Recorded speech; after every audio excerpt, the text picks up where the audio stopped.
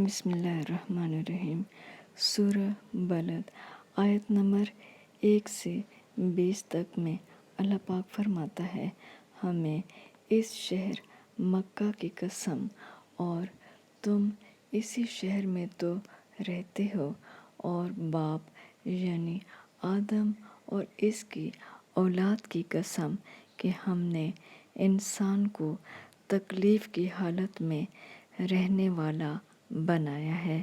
کیا وہ خیال رکھتا ہے کہ اس پر کوئی قابو نہ پائے گا؟ کہتا ہے کہ میں نے بہت سا مال برباد کر دیا۔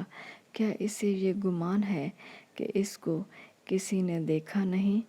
بھلا ہم نے اس کو 2 آنکھیں نہیں دی، اور زبان اور 2 ہونٹ نہیں دیے؟ یہ چیزیں بھی دیں، اور اس کو خیر و شر کے دونوں رستے بھی دکھا دیے، مگر وہ گھاٹی پر سے ہو کر نہ گزرا۔